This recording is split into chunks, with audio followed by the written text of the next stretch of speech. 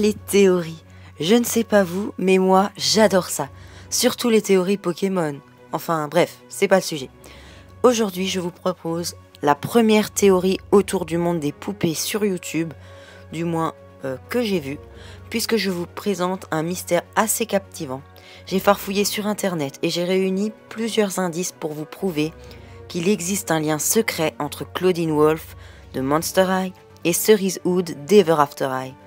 Petite précision très importante, je ne prétends pas du tout détenir la vérité absolue, ce sont juste des idées mises en commun par quelqu'un de passionné.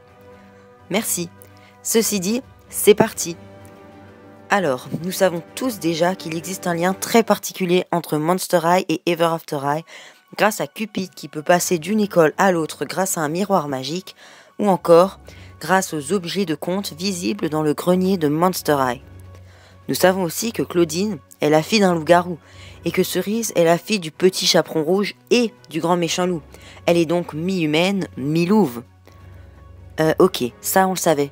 Maintenant crache le morceau. D'accord, alors pour montrer que ces deux ghouls ont un lien, passons aux similitudes. Accrochez-vous. Alors premièrement, si Cerise avait un pelage, on peut supposer qu'il serait marron, comme Claudine. Je peux dire ça grâce à ses oreilles de loup ou à ses cheveux marrons. Quand Cerise s'emballe et laisse exprimer son côté loup, si je peux dire, ses yeux sont jaunes perçants, comme Claudine. C'est le détail qui m'a tout de suite frappé dès que j'ai commencé à regarder l'animé Ever After High. Dans sa version Scary Tale, Claudine n'est autre que le petit chaperon rouge. C'est quand même beaucoup. Dans un de ses rêves, Cerise Hood devient Cerise Wolf. Tiens, Wolf, ça me rappelle quelqu'un.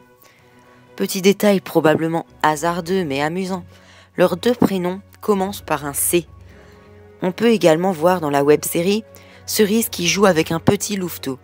Lorsque j'ai visionné le trailer Welcome in Monster High, j'ai été frappé par sa ressemblance avec le louveteau, frère de Claudine. Est-ce juste un style de Mattel? Je ne sais pas. Ah oui, dernier petit détail amusant.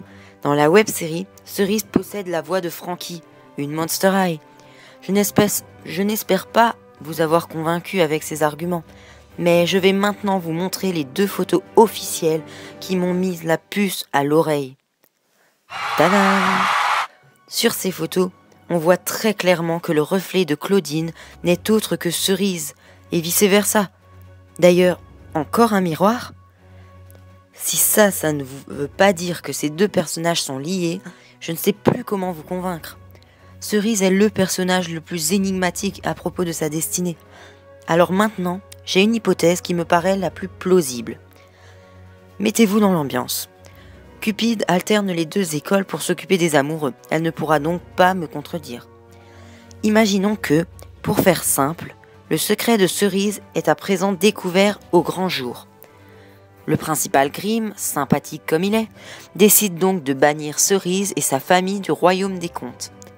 Quoi de mieux où aller que dans un lieu entouré d'une forêt, le territoire des loups, soit dit en passant, où tous les défauts monstrueux de chacun sont acceptés. Car oui, Cerise est un monstre. C'est comme ça que Cerise s'est retrouvée à Monster High. C'est là qu'elle a pu se laisser être un loup à 100%. Dans mon délire, Claudine n'est autre que Cerise après son exil, dans le futur. Maintenant, je ne sais pas du tout. Il y a peut-être d'autres choses derrière. Enfin bref. Et donc voilà tout le monde, j'espère que cette vidéo vous a plu. J'y ai passé beaucoup de temps et ce concept me tient franchement à cœur. Je vous invite à donner votre avis en commentaire. N'hésitez surtout pas à rajouter des arguments et à compléter ma théorie. Sur ce, je vous fais de gros bisous et je vous dis à bientôt.